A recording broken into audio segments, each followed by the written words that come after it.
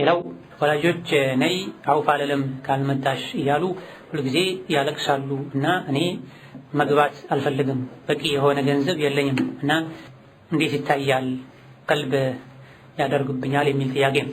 ወላጆች ኑ ካሉ ፈጥኖ መሄድ ግዴታ ነው። ሶላት ላይም ካብተውን ሶላቱን አቋርጠው መሄድ ይችላል። አይደለም ለዱንያ ለተሻለ ኖሮ ለበቂ ገንዘብ ተብሎ ይቅርና አንድ ልጅ ሶላት እየሰገደ ወላጆች ከጠሩት መሄድ አለ። ሶላቱን አቋርጦ ሱና ሶላት ከሆነ ወላጆች ኑ ካሉ ካልፈቀዱ ቅድም ያልነው ይሄ የአራፍ የሰገነት ጉዳይ ላይ ይወስደናል ማለት። በጀነትና በጀሃነም መሃል ያለው አጥር ላይ የሚንጠለጠሉ ሰዎች ማናቸው?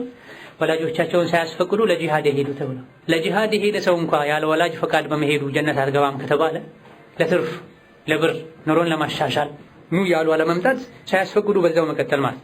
ወላጆችን እሺ ብሎ መሄዱ የተሻለ የርዝቅ በር ሊከፍት ይችላል።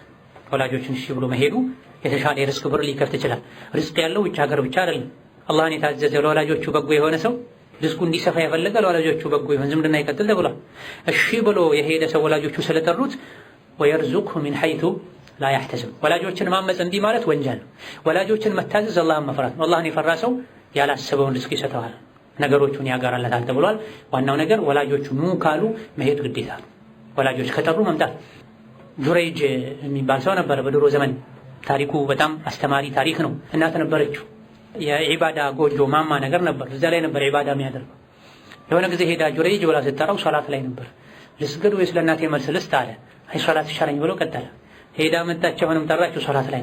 በጣም ተሰማትና ረገመችው፣ ዱዓ አደረገችው። አላህ ተባረከ ወተዓላ የዝሙተኞችን ፊት ሳያሳይ አይግደልህ አለችው። ከባድ ዱዓ ነው። ብዙም ሳይቆይ ስሙ ጠፋ። ጁረይጅ ሰዎች በዒባዳ የሚያውቁት ደግ ሰው። ከዕለታት አንድ ቀን አንዲት ሙጅሪም ሴት ባለጌ ሴት ይሄን ውብ ፊቴን አይቶ ማይፈተን ወንድ ይኖራል ብላችሁ ትገምታላችሁ አለች። አዎን አሏት። ማን ስትላቸው ጁረይጁል ዓቢዳ ያ የዒባዳው ሰው ጁረይጅ ነው። ያንቺን ፊት አይቶ ላይፈተን የሚችል እሱ ብቻ ነው ማለታቸው። እኔ ፈተነዋለሁ አለች። አቺም አሏት እችላለሁ አለች።